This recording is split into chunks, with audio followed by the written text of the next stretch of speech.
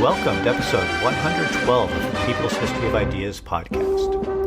In our last episode, we discussed some of the first things that Mao Zedong and Zhu De did when they took over Chongqing. We wrapped up by discussing this document that Mao Zedong wrote, his Notice to Merchants and Intellectuals, which was a kind of appeal to some of the better off people in Chongqing who were not outright major exploiters of the peasants and workers to come over to the side of the revolution on the basis of the sort of democratic and capitalist society that the communists wanted to achieve as part of the democratic revolution. I want to begin this episode by picking up where we left off and spend some time considering this question of how Mao is appealing to these more privileged classes. If you need a refresher, we read the whole document last episode, and it may help to listen to the document again. However, if you don't want to do that right now, here are some of the slogans that Mao ended the document with, and which I think are not exactly what most people think about when they think about Mao Zedong's politics. The slogans go, quote, "In order to accelerate the development of business, the merchants cannot but support the land revolution so as to increase the peasants' productivity and buying power. In order to accelerate the development of business, the merchants cannot but overthrow imperialism and stop the import of foreign goods.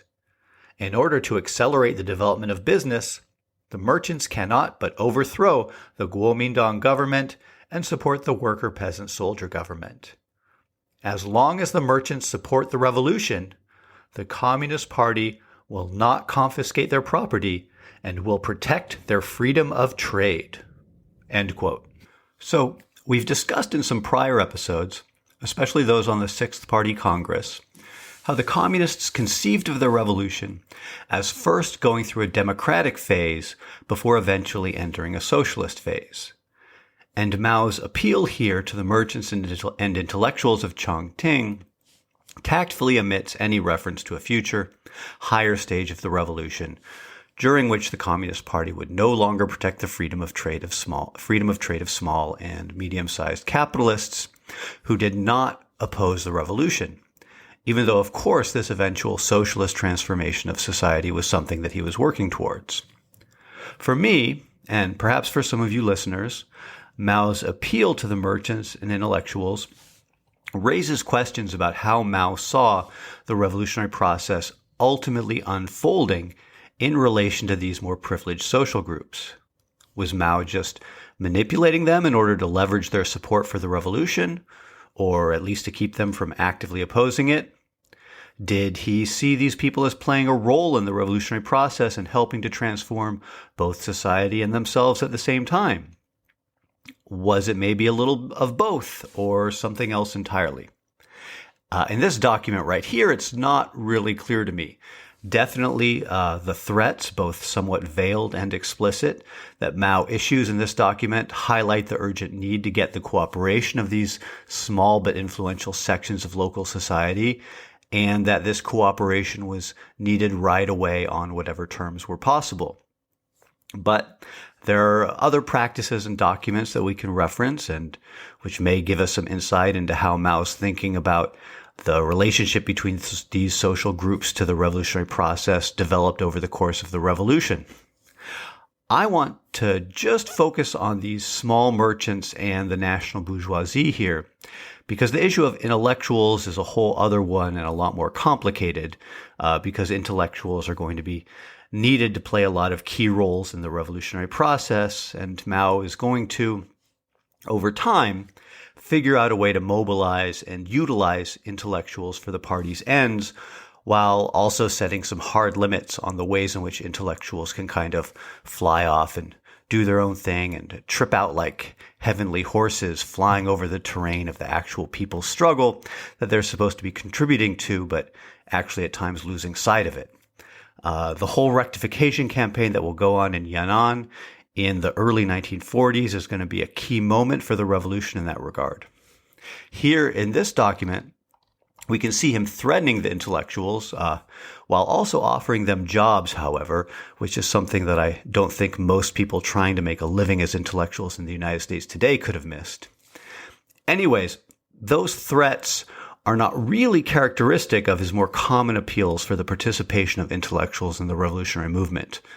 Maybe, again, the threats here reflect the urgency of the situation of getting cooperation from people with some literacy and basic administrative skills after taking over the city.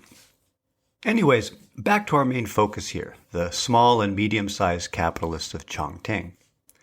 What sort of thinking informed Mao's friendlier than one might expect policy toward them, and just how serious was the idea of winning them over to the revolutionary cause by uniting with their anti-feudal and anti-imperialist economic interests?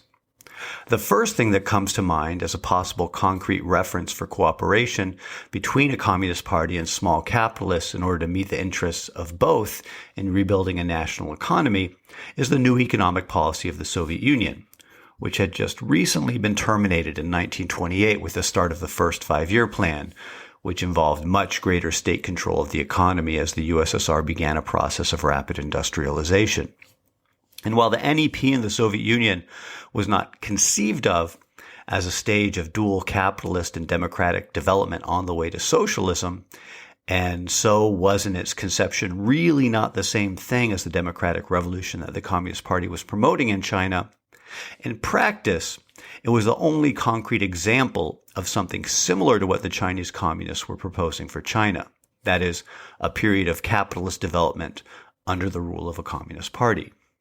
So, it's hard to imagine that the NEP wasn't on some level a reference point for Mao.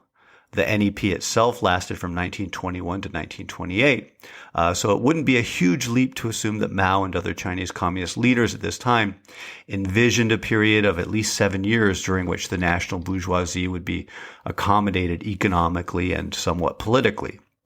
This is just an assumption, though. I don't have any direct quotes from Mao about this.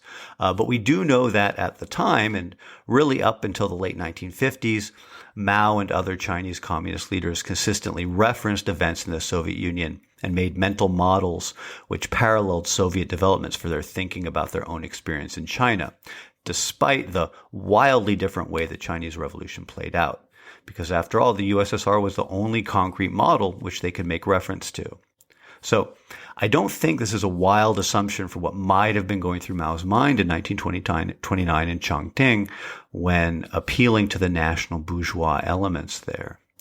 Over the next 20 years, between the seizure of Chongqing in 1929 and the victory of the revolution in 1949, the Communist Party is going to experiment with several different approaches to this problem of how to deal with the small and medium-sized capitalists. The policies will be most accommodating of capitalists during the War of Resistance against Japan from 1937 to 1945, when the communists and the Kuomintang will be, at least formally, if not always in actual practice, allied with each other again. At that time, the Communist policy will formally accept anyone who opposes Japan as an ally. In practice, this will mean that in the communist base area where their capital of Yan'an was, there will even be landlords who oppose Japan serving as elected representatives in the base area government. On the other hand, there are going to be moments where we are going to see the Communist Party more or less label anyone not from a proletarian or poor peasant background as a likely enemy of the revolution. We'll see some of that in the not so distant future in this podcast when we get into the early 1930s. But whatever the policy fluctuations between 1929 and 1949, after reading this appeal that Mao wrote to the Chongqing merchants, I thought it would be interesting to consider what actually did happen with the national bourgeoisie after 1949. So let's look at what the situation was with the national bourgeoisie in Shanghai starting in 1949 and see how things developed, just to get a sense of how the ideas that Mao put forward in this appeal from 1929 actually looked when put into concrete practice in 1949. The attitude of Shanghai's business leaders toward the communist seizure of power in 1949 was much friendlier than I think most listeners will assume. During the first period of Kuomintang rule in Shanghai, from 1927 until the Japanese takeover in 1937, The nationalists treated the local capitalists as something of a readily taxable treasure chest, even resorting to kidnapping the children of wealthy businessmen in order to extort protection money. Quick side note, in case you forgot, the Kuomintang are the nationalists. I'll be using the terms interchangeably. As we discussed back in episode 49, Chiang Kai-shek had made an alliance with the Green Gang when he took Shanghai and began slaughtering communists and trade unionists more broadly. These gangster alliances were central to Kuomintang rule in Shanghai, and so Chiang tended to see the more legitimate businessmen of Shanghai more as potential rival sources of authority than as the social base of support for his regime. What this meant was that all through the initial decade of nationalist rule, the Chinese capitalists of Shanghai were exploited and kept down by the Kuomintang government. When Mao Zedong wrote about the ways in which comprador bureaucrat capital and the political representatives of the compradors, in other words, the local capitalists who represented foreign interests in China.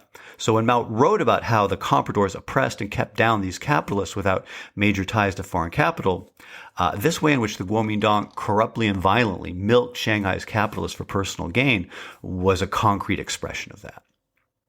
Then, after the Japanese surrender in 1945, the Kuomintang was back in charge of Shanghai until 1949. The Kuomintang's policies caused inflation to skyrocket, but then the government forced many capitalists to sell to the state at low fixed prices, essentially forcing the local capitalists to produce at a loss for an incredibly corrupt and inefficient regime. Things were so bad that some major capitalists fled to Hong Kong and then came back when the communists took over. For example, Zhongyi, one of the owners of Shanghai's biggest textile company, the Xinshen Textile Company, was jailed by both the Japanese and the Kuomintang during the 1940s. He fled to Hong Kong in 1948 and then welcomed the communist victory in 1949 and returned to take up a post of honor in Shanghai along with the majority share owner of the company, Rong Yiren. Rong Yiren's story is very unique, and I'll say a little bit about him in a minute because it's a very interesting quick life story to share. But I bring up the examples of Wu and Rong now just to illustrate that for many of Shanghai's capitalists, they were very willing to welcome the communists because of how bad the nationalists had been to them. It's important to remember that in no way did the masses of people in Shanghai contribute to the victory of the communist revolution. So when the communists entered the city in 1949, they came as a rural conquering peasant army entering China's largest and, at least from an economic perspective, most important city. When the People's Liberation Army entered the city, they came in trucks decorated with red flowers and large portraits of Mao Zedong and Zhu De. But unlike their practice in some other places, they decided not to include portraits of Stalin out of sensitivity to how the local business community might react, who, after all, they were going to badly need to have cooperate with them if they wanted to keep the city functioning while they figured out how to run the city. It would be some years before the communists were in a position to put trusted personnel in charge of either the city government or the various factories and other business enterprises in Shanghai. As a result of the employees in the municipal bureaucracy who were Kuomintang members, 49,000 of them, 95%, were kept on. Even the acting mayor, who had been appointed by the Kuomintang a few days in advance of the communist takeover and who had been working as the Kuomintang head of public works for the city, before that was kept on to help run the city and even later became a deputy mayor. If there was a lot of continuity in personnel and functioning for the local government, this was even more the case with the economic enterprises in the city. The communists set up a military control commission when they took over Shanghai, but initially all they could do was to send inspectors around to try and make sure that things were in order in the various enterprises in the city. Any quick effort to expropriate and run the city's enterprises overnight would have quickly led to an economic collapse, since they simply didn't have the people to run the city. Early reports on how the communist inspectors functioned in Shanghai reveal that many of the questions that they went around asking amounted to an extended process of just getting to know how things worked. It's important to remember that many of these people were former poor peasants who had been educated during their time with the revolution, having gone from being illiterate through having received some formal education at one of the many educational institutions set up by the communists to train cadres during the war. These were very capable and intelligent people for the most part, who had gone much further in life than would ever have been possible for most of them were it not for the revolution. But concretely, there was a lot to learn about how to run one of the largest urban economies in the world, and nothing in these cadres' prior experience had prepared them to take on this task. So there was a massive learning process going on.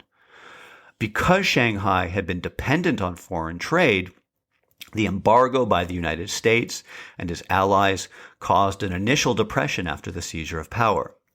However, as the Korean War got underway, the local economy revived as Shanghai businesses began contributing to the war effort. As part of revitalizing trade, the communists really encouraged entrepreneurs to create new firms. The main way in which the state intervened in the economy in 1950 was that the capitalists were called upon to join labor capital consultative committees in order to reach an agreement between workers' leaders, capitalist managers, and soldier monitors who were sent to the meetings representing the Military Control Commission on what wage and salary cuts would look like until the economic crisis was overcome. It was declared that the economic situation in 1950 was too precarious, and therefore class struggle was for the moment determined to be impracticable. Then in 1951 and 1952, there were some contradictory trends. On the one hand, in the name of developing the economy, a very relaxed attitude was taken toward capitalists in Shanghai in general. Lynn White, who did a lot of detailed and fascinating research on relations between labor, capital, and the Communist Party in Shanghai, gives the example of a businessman who had not been previously wealthy and who got a large loan from the People's Bank, which is China's central bank, to set up a publishing business.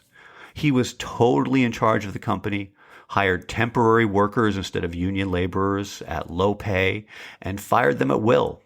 By 1956, when the firm was nationalized along with the rest of the economy, the capital that he had been loaned had been multiplied 100-fold. And he did all of this without breaking any laws. On the other hand, by the end of 1951, a campaign was getting underway called the Five Anti-Campaign.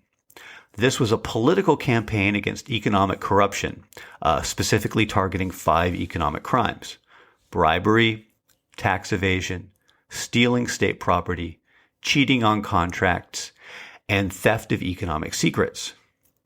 During struggle meetings, which were held outside of work hours so as not to disrupt business, workers were called upon to denounce these crimes in the enterprises that they worked at. Because some degree of tax evasion was extremely common, there were few enterprises that were totally guiltless in the Five Anti-Campaign. The way in which this campaign was carried out specifically took the form of harnessing worker resentment against capitalists in struggle meetings, which could potentially turn violent.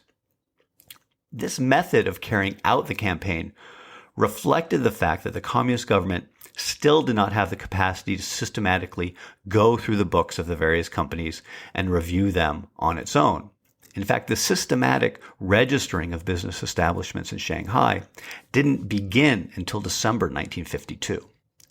But even if the communists did not have the organizational capacity to carry out the campaign in a totally bureaucratic fashion, they might not have, because part of the point of mass campaigns like this, which characterized the Mao years, was to mobilize the masses to exercise proletarian dictatorship over people with bad class labels, in this case capitalists.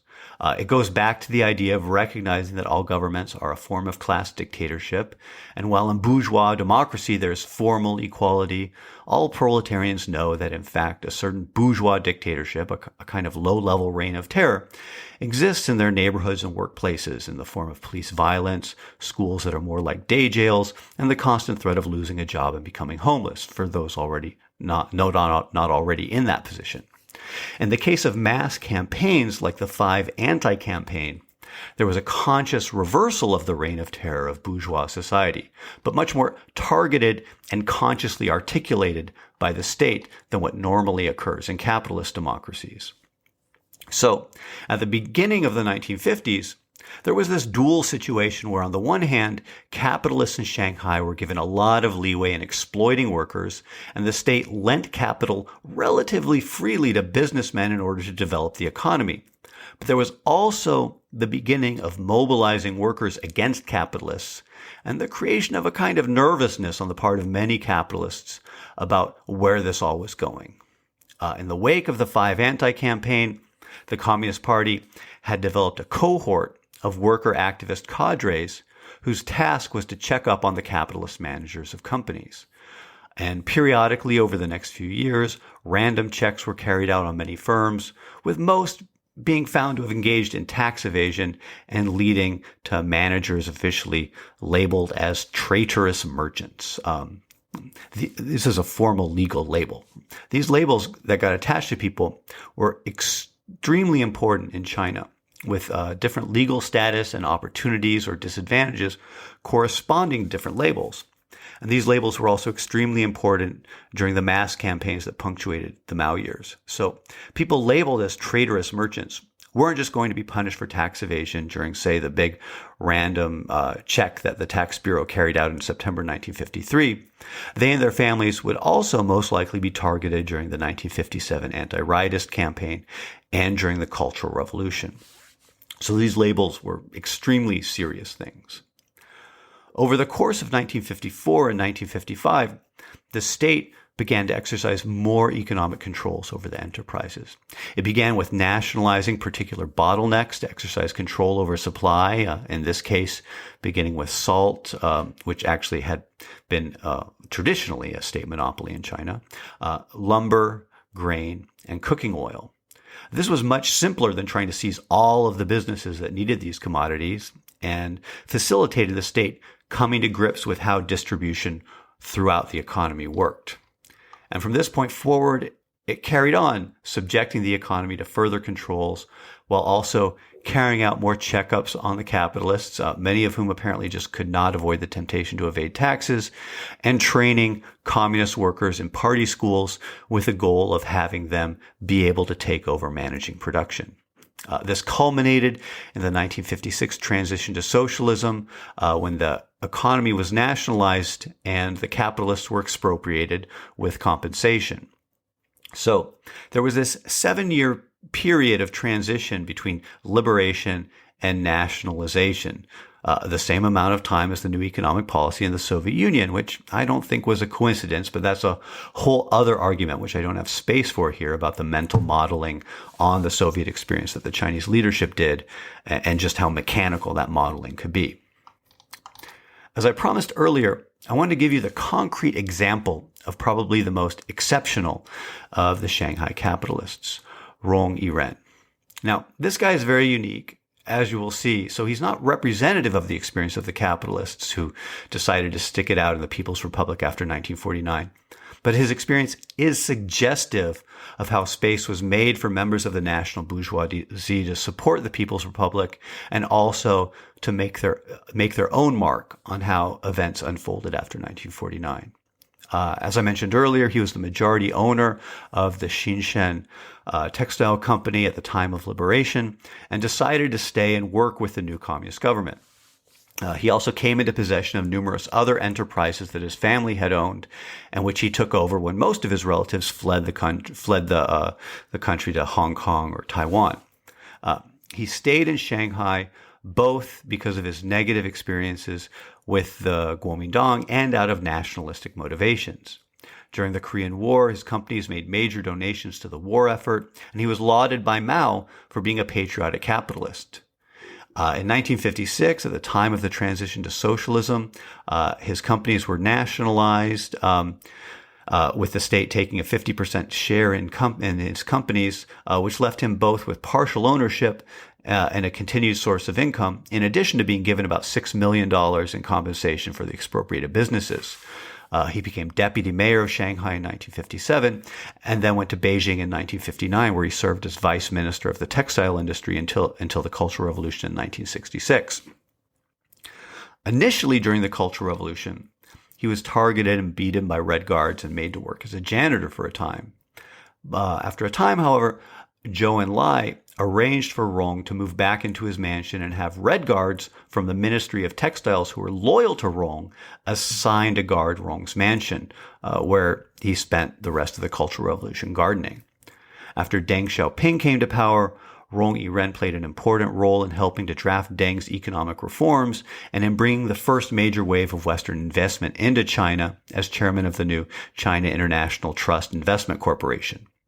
When he died in 2005, he was assumed to be the richest man in China with a net worth over $1 billion. So like I said, Rong was far from representative of the experience of most capitalists who stayed on in the People's Republic, but his experience is suggestive of the way in which those capitalists were able to leave their mark on post-1949 China and of the difficulty involved in changing old social structures and class relations. Okay, as I wrap up here, I hope that this quick overview of the Shanghai experience of the new democratic transformation of the economy and the transition to socialism from 1949 to 1956 gives a little more depth of meaning to Mao's notice to merchants and intellectuals from 1929 in Chongqing, and can help us to more concretely get a sense of what the democratic revolution that the communists said they were fighting for would actually look like when it came to pass. Next episode, we'll be back in 1929. Take care until then.